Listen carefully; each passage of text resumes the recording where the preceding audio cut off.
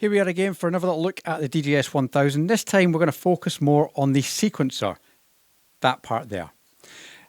Someone asked me, what exactly does the sequencer do and how can you use it effectively? What's the best way of programming it? They were struggling a little bit with that. So I figured, let's have a look at it and see what we can do with it. So a sequencer, as by the nature of the name, allows you to sequence things. On the pads here, I have a number of samples. I have a couple of one-shots and a couple of loops just to show you a bit of difference. And then this part here with your 16-step sampler is currently empty. That effectively is the same as 4 beats. You've got 1, 2, 3, 4. And that's what we're going to work with. These buttons here are allowing you to do 4 beats, 8 beats, 12 beats, 16 beats. And obviously we can make the pattern as small or as large as we want it to within those time constraints. So if we press play, I've got it set on 1 bar just now, so it's giving me 4. And you see this button is just scrolling along like this.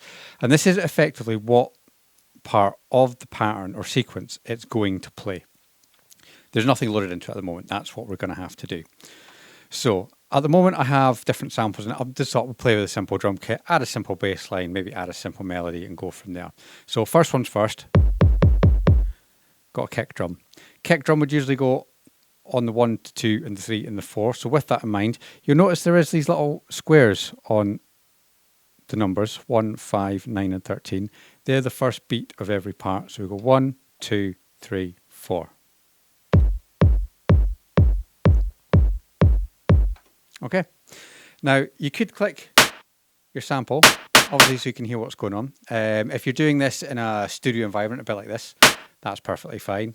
And it allows you to hear what sample you're using. If you're doing this live and you don't want that going out as you're doing it, you can press the screen and it will do the exact same thing. Now the clap I would usually have on the 2 and the 4, so we go there and there.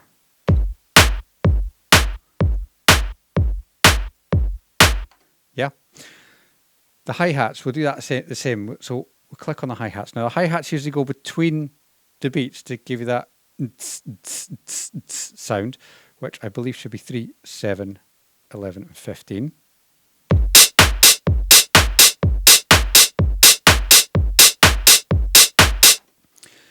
So now we're starting to build up a groove just on the one bar effectively.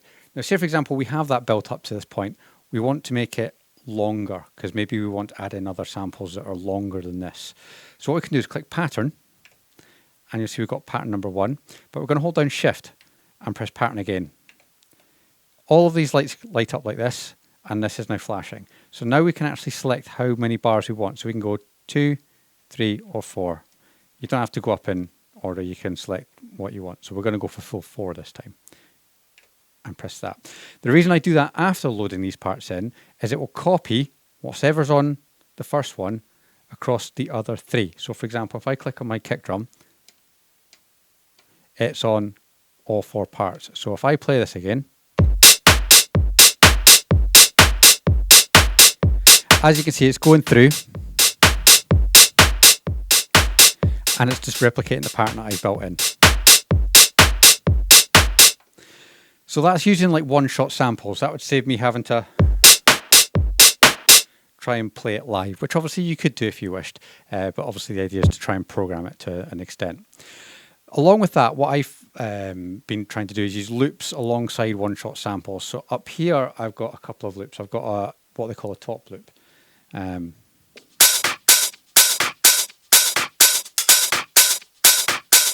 So it's just a bit of a hi-hat loop, and I've also got a bit of a percussion bongo type thing on the go. The thing with using loops is obviously they're recorded at whatever tempo they're recorded at. You'll see here from this video I've got it set at 125 at the moment. These, I think if we click on them, that's at 123 and that's at 123. So if I just play them straight in, they're not going to match up. So whenever you use loops, always make sure you use the time stretch function. Now I see you could use resample, which I believe is a bit like using a CDJ without master tempo on, where the pitch of the noise will go, the pitch of the sound will increase or decrease depending on the difference in tempo. or you can use mtemp and it will basically speed it up and keep it all within the same key as well. That will actually keep your samples all in time, provided they've been sampled correctly. Now, because they're loops, we don't need, a bit unlike the kick drum here, where I've got 1, 2, 3, 4, so it's, I just want that to play once. So what we're going to do is we're going to put it on the first part of bar 1.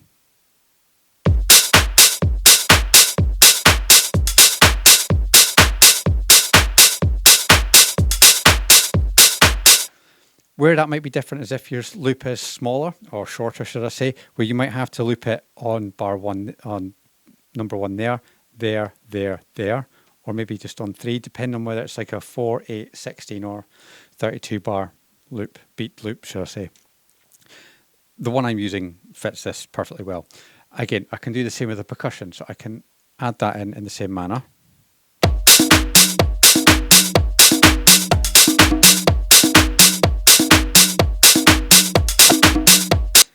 So all of a sudden we've gone from just using the sequencer just to press some buttons to creating a fully formed beat effectively. What I would generally do at this point is I would go through EQ each one of these by taking the kick, for example, going into the effects, and I usually add an EQ. And what that allows me to do is pull out certain elements of each part. For example, try and make the hi-hat a little bit maybe sharper in the high end, maybe take the kick drum so it's a bit more punchier.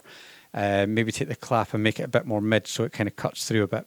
Once I've also done that, I would generally go to the mixer up here and have a look at my levels on here to try and get it more of a dynamic mixture of noise. So if you have it all on the same volume, it can be a bit too much. I find is lowering the volume of these things and sort of trying to get a bit of a balance. One by one gives a better idea about how we go. So I've leveled these out already, as you can see, to a point, and we should have. I usually try and work it so the peaks, which it holds on the mixer, stay roughly round about the same, depending on what it is you're trying to do, but it seems to work for me at this.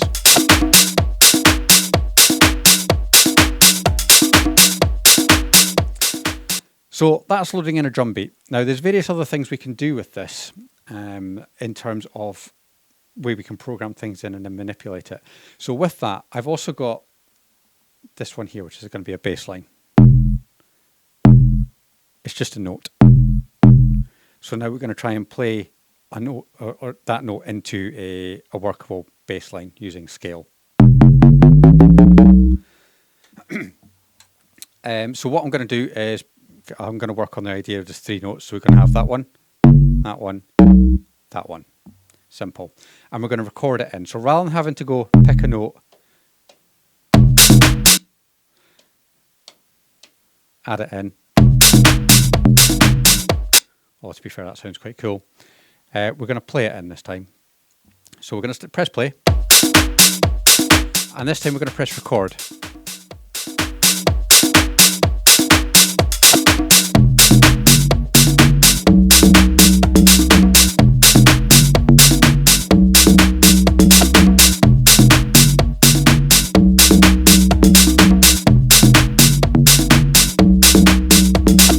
Now, to be fair, I'm quite happy with that. However, we can actually go in and change it or fine tune it ever so slightly. So what we can do is we can click on the sample we're using and we can have a look at the sequence here.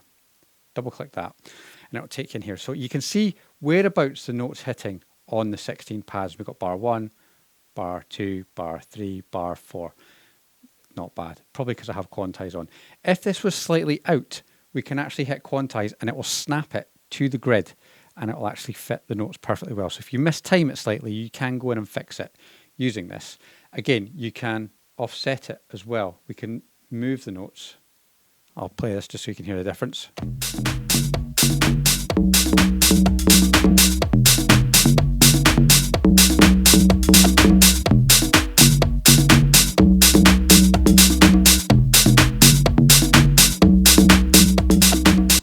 It's also worth noting when you're using individual notes, sometimes it's worth adding in swing because that can make it sound a little bit more human opposed to being very much accurate and robotic. Now we can do that by clicking on the tempo and add in some swing. There's no right or wrong, there's just whatever you think sounds good. So let's try that.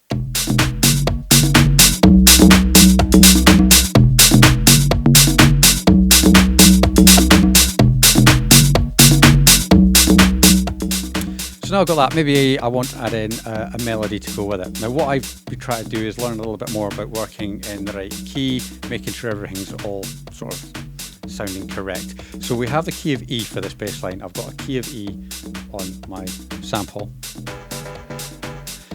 All of these samples, bar these two, are actually built into the machine. I've stuck with the ones you got. So if you've got this recently, you will have all of these noises apart from those two, which you can pay for sample packs and download such things. So with my melody in mind, we'll go back to the scale and we'll try playing some notes in, see what works.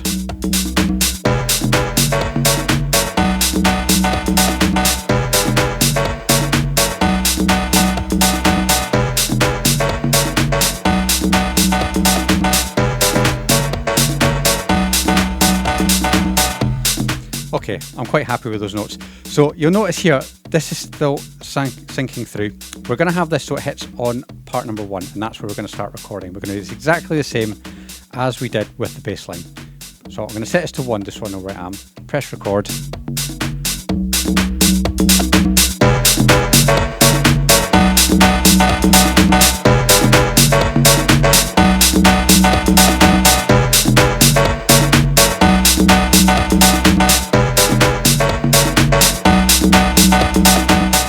Quite happy with that.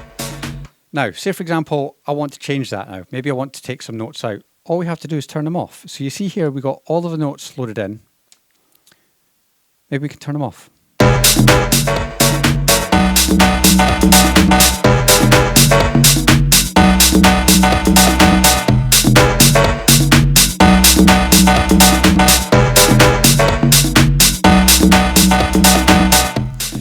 Again, if we want to add them back in, we can play them in by recording them in, or we can add them back in by pressing them. So I try and imagine this a bit like a colouring book. You know, you pick your colour, then you colour in the lines. So for example, note number 1, that one goes there.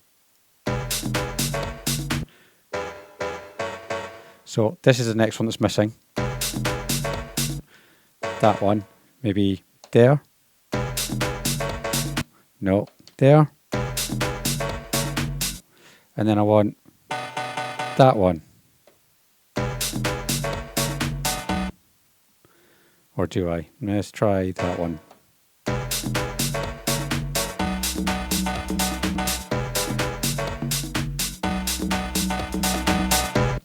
So you can add them back in manually yourself, or you can remove them manually yourself. The other clever thing I've figured out was if you go back into your sequence, you've got this thing called trigger count. So if you imagine you've got 1, maybe you want 2. You can actually make it so it'll do that to all of them by adding your trigger count here.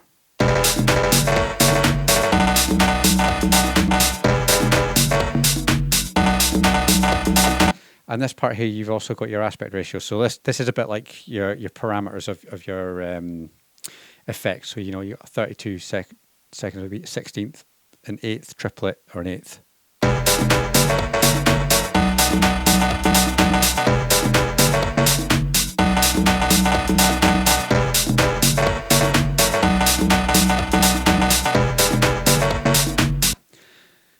It's one of these things you can play with for a while and kind of work out what you want it to do and see if it actually fits the bill. But by all means, play with it. The last thing I was wanting to show you on this, I did do a short video on this, but it was from a completely different angle with not very good sound, is the ability to add effects to your sounds, but to add it to individual parts of a sequence. So this time I'm going to use the clap. Okay, I'm going to just pull this out here just so we can hear it. Okay, it's got a nice straightforward clap. So say the first part of the clap here, this one here, I want to add a delay on that, but I do not want a delay on this one. Currently, if we press on this, we can add a delay just by using the effects, and that will work just fine.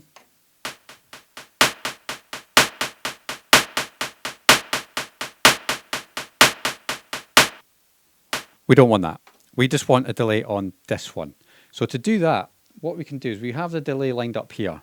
If we hold down the button and then mix it in, a little red box appears round the part we're playing with. So we can have that up at say 20 and let go.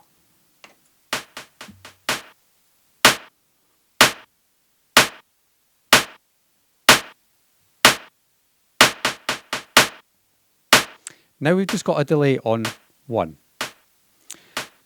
So maybe we can actually do the same for this one here. But we can just add a little bit on.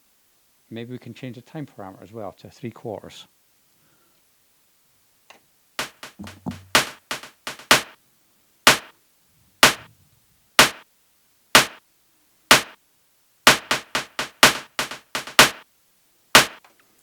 I wonder what that does to the rest of the tune, just by adding in those 2 parts of a delay on that clap.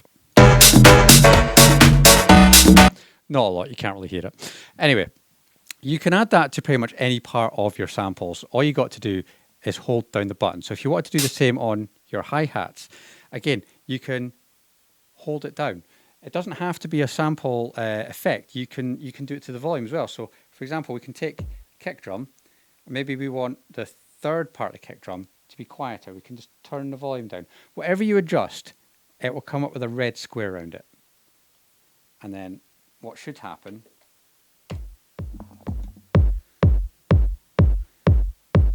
start again. It should actually be a quieter volume on this one because I've turned this sample down on that note. But it will remember that. So you can actually individually change individual samples of your sequence without affecting the whole thing. If you want to get rid of it, maybe you've done it and gone, I don't really like that. Quite simply, turn it off, turn it on. And it goes away. And that's pretty much how you can change individual parts of a sequence and add and kind of refine what it is you're trying to achieve. In the meantime, I hope that really helps explain a little bit more about the sequencer down the bottom here and gives you a little bit more insight into maybe what you can do with it. And happy sequencing.